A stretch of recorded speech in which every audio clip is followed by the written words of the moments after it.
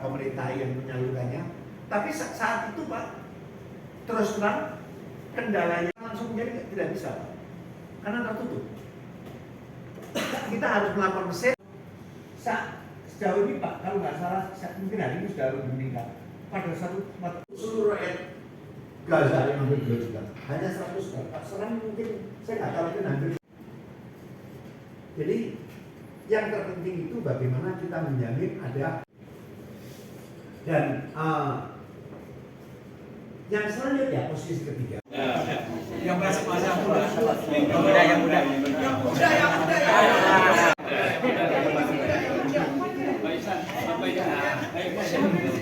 Hamas dan Israel yang difasilitasi oleh oleh Mesir dan Qatar tidak memperoleh hasil yang diharapkan.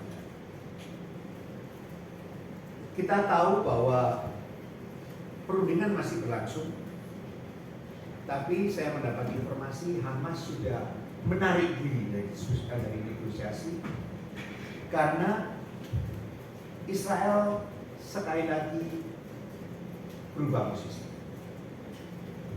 Mungkin bapak-bapak dan ibu-ibu semuanya sudah mendengar Presiden Biden menawarkan sebuah paket perdamaian. Dan paket perdamaian itu pada dasarnya sudah dapat diterima oleh semua pihak,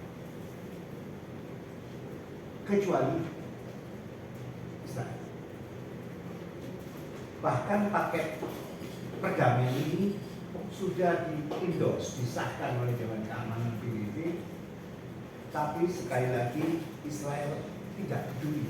Tapi sekali lagi persoalan untuk gencatan senjata ini tidak dapat berjalan efektif. Pertama, karena masih terus berlangsung kekerasan. Bagaimana kita bisa memberikan bantuan kemanusiaan apabila kekerasan terus terjadi? Kan nggak mungkin Pak, misi kemanusiaan masyarakat internasional ke sana dalam keadaan perang. Tidak mungkin dilakukan. Dan tidak hanya itu, saat ini Israel sangat tidak kooperatif dengan menutup semua akses. Untuk bantuan kemanusiaan itu sangat repot sekali, Pak. Indonesia sudah melakukan bantuan kemanusiaan beberapa kali, kita sudah beberapa paket, dan kita sudah mengirim nilai bantuan yang kita kirim more dari $5 juta. Kita ngirim beberapa pesawat Pak Presiden Jokowi sendiri yang meluncurkan, dan kita juga menyalurkan.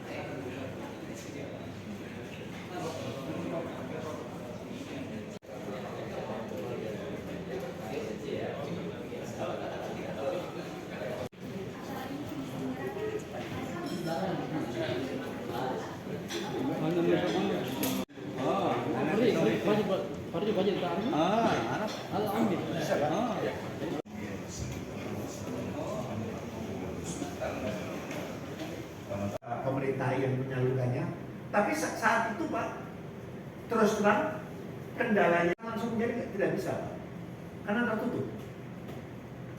Kita harus melakukan mesin. Sejauh ini Pak, kalau nggak salah mungkin hari ini sudah lebih meningkat. Pada seluruh rakyat Gaza yang hampir 2 juta, hanya 100 juta. Sekarang mungkin saya nggak tahu mungkin hampir. Jadi yang terpenting itu bagaimana kita menjamin ada dan yang selanjutnya posisi ketiga. Yang masih muda. Yang muda.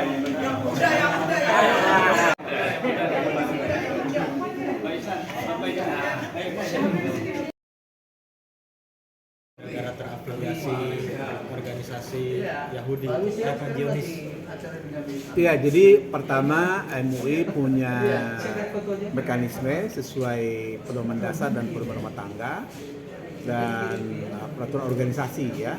Setelah itu ada lagi namanya kode etik yang dengan dasar ini kita akan melakukan proses sesuai dengan prosedur untuk menonaktifkan ya. Di antaranya ada inisial NA, ada inisial AR.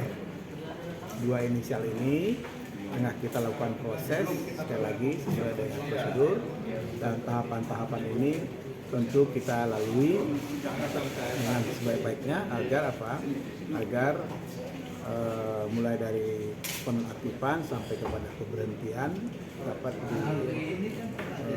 dilakukan sesuai dengan tata kelola organisasi Majelis Ulama Indonesia.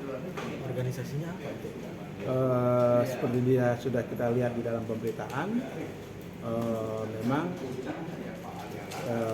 mereka ini merupakan aktivis yang saya kira juga organisasi induk yang aktif di Nahdlatul Ulama.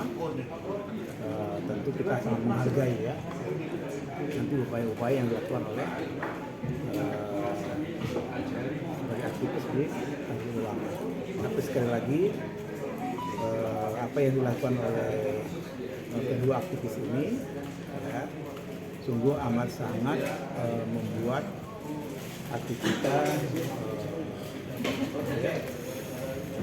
kita pilu ya, atau kita merasa sedih lah ya, melukai hati kita karena di saat bangsa Indonesia berjuang dengan sungguh-sungguh untuk membela kemerdekaan Palestina, tetapi kedua aktivis ini menurut hemat saya telah kehilangan hati nurani ya. Itu sekali lagi amat kita sayangkan. Pak, ini kan informasinya tadi kan agen-agen Israel banyak di sini, mungkin supaya tidak terulang lebih hati-hati atau seperti apa Tadi gitu Pak? sudah kita buat dalam satu diktum resmi pernyataan kita bahwa kita harus sangat hati-hati.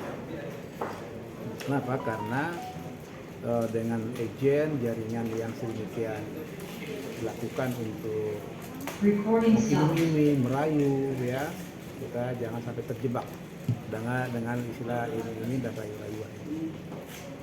Supaya komitmen kita terhadap konstitusi, yaitu Indonesia ikut melakukan perdamaian abadi ya, dan juga perdamaian abadi ini merupakan bagian dari amanat konstitusi ya, yaitu sekaligus ketertiban dunia.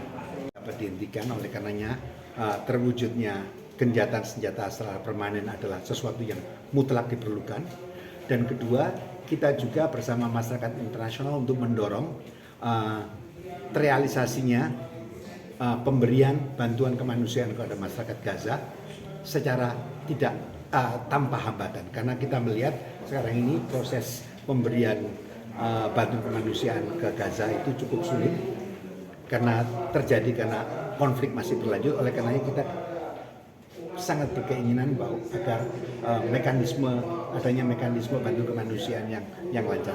Dan ketiga dan yang terakhir adalah kita perlu juga mendorong terwujudnya kemerdekaan Palestina melalui two-state solution yang sesuai dengan standar atau parameter internasional. Pak, terkait pertemuan negosiasi Hamas dan Fatah di Tiongkok, harapan dari pemerintah Indonesia apa terkait? Ya, kita berharap harapan kita adalah segala bentuk kesepakatan dan persatuan antara semua elemen masyarakat Palestina adalah sesuatu yang kita harapkan pula.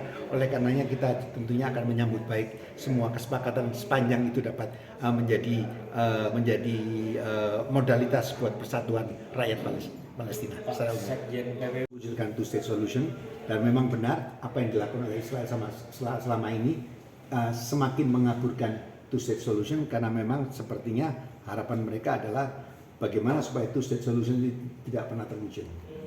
Pak, terkait impor ini kan Indonesia masih impor ya Pak dari Israel. Ini MUI mengatakan Indonesia ini seperti tidak serius bela Palestina karena masih impor. Ini dari Kemenlu bagaimana Pak? Soalnya dari Kemenag tidak ada statement. Begini, seperti saya tegaskan sekali lagi, Indonesia dengan Israel itu pertama itu dilakukan secara tidak langsung melalui negara pihak ketiga, dan nilainya itu sebetulnya hanya 0,003% dari semua perdagangan Indonesia dengan negara-negara yang lain, dan itu dilakukan dengan negara ketiga. Dan dalam kebijakan masalah ini Indonesia selalu melihat semua ketentuan peraturan internasional dan nasional. Kita akan selalu konsisten dengan itu. Tadi kan saya katakan bahwa semua langkah kita dalam mengenai Palestina ini kita selalu konsisten dengan semua ketentuan dan kebiasaan internasional. Pihak ketiga ini siapa?